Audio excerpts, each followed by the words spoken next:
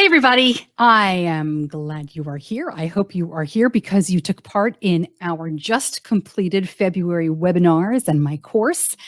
And if you're not and you've just stumbled upon this, I'm thrilled to have you here as well. We are going to get you paid to podcast. That's what this is all about. And I'm thrilled that so many people hung out with me and shared stories, and we had a great time. And we're going to do it again in a couple of weeks. But in the meantime, I thought this would be a really fun way to answer a lot of questions that came up during the webinar.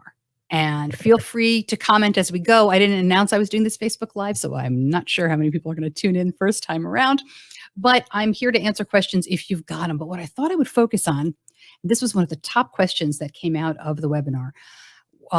It's all about how I found my sponsors. So if you're not familiar, I have a long-running podcast called Diabetes Connections that I started in the summer of 2015, and I sell advertising on it. I've started doing that just a few months after I launched, and it has been fantastic. It's been a great experience for me, and now I want to help you do the same. So I thought I would try this month to kind of pop on here every once in a while and just tell the story of how I got different sponsors.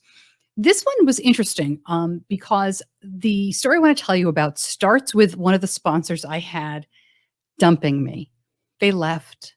They decided that after 2020, they wanted to move on. And I could tell you that it was because of COVID and budgets and all of that, but it was not. They wanted to start their own podcast. So they moved on and did that. And that happens, right?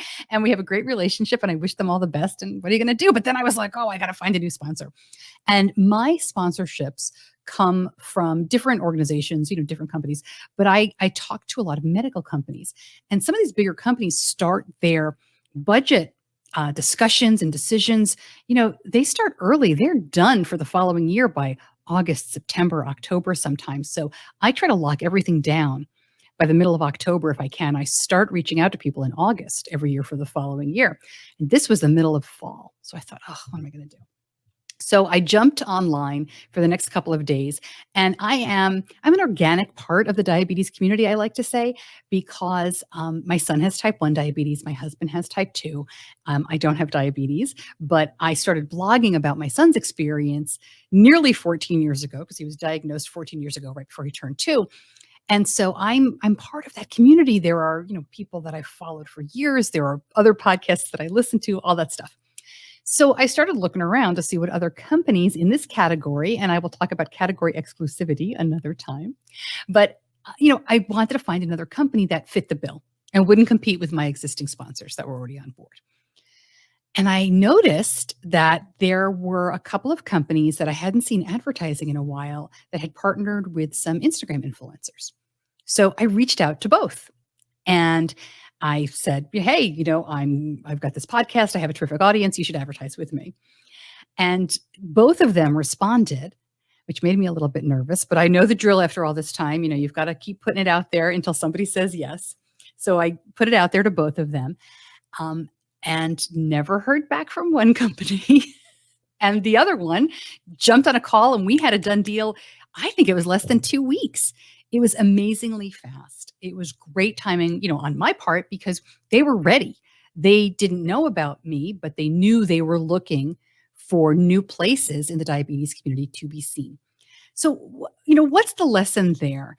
I don't think I need to get too specific into what was the company and what was the terms and all that. We cover a lot of that. And I will cover that in future weeks in terms of rates and how to make your partnership proposal and all that. We do that in the webinars. But I will say it taught me a couple of things there that I think you can really learn from. And that is be nimble. If you have to make a change, don't be afraid to pivot. It won't hurt. If you are part of your community, it is so helpful. Part of your niche, right? Not every show has a community, although I think every podcast does. But even if you don't know that your listeners, you may not know them personally, you may not get a chance to meet them at conferences, but they are your community. And if you're a part of that organically, great. If you're not, if you're passionate about your subject, get in there. Don't be afraid to follow people and interact. And if you're not passionate about it, why the heck are you doing it? Move on. Unless somebody's paying you big bucks, maybe to do a corporate podcast. I don't know. But, be part of your community. Listen, learn, watch what other people are doing. Have your pitch and proposal ready to go. These people, as I said, moved very quickly. Once I sent my pitch, it was a couple of days to give me your proposal. It was a couple of days to let's jump online and on Zoom and we'll talk. It was very fast. And if I didn't have my pitch and my proposal ready, I'm not sure that they would have. Well, they certainly would have signed as quickly, but I'm not sure they would have signed. So those are things again I talk about a lot on how to do them. But a pitch, just I know this is getting long, but I'll be quick. Um, the pitch is really, really short. The pitch is something you could send via a DM, right? I'm great. My audience is great. Let's work together. The proposal is much longer. Your proposal has everything from your audience demographics to your pricing packages to awards, anything you can think of that will help a sponsor want to come on board. So your pitch is short, your proposal is much more in depth. And then the other thing that it really taught me was to, and this is going to sound kind of silly, but keep a good attitude. I was bummed that that other sponsor left, right? I mean, you never want somebody to move on. I'm glad they didn't move on because they weren't happy. They were happy enough to start their own show, but it was a bummer. And I didn't want that to reflect on the next year of my podcast. So I was able to move quickly and move on from that and kind of leave that behind and not dwell on it too much and not take it personally. I think that's some really important stuff. So that's the story of how I started working with Dario Health, which I'll give them a little plug here. They're a really cool meter company. They're a blood sugar meter that goes into your iPhone, into your phone. It's really a neat little, I don't want to call it a gadget. I'm hesitating there, but it's a wonderful tool. And I will link it up as well so you can learn more about them. And they do a lot more than that. But I'm thrilled that they came on board. And it was, and I was about to say, and I'll finish the thought there. I still haven't heard back from the other company, but hey, we're sold out. All right.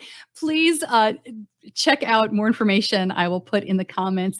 There is a link that I would urge you to click on if you're thinking about podcast monetization and you're not sure if your show is ready, if you are ready. Take the quiz. It's just a couple of questions. You can find out if it's time to make the move. I say it's never too early because you want to lay the foundation.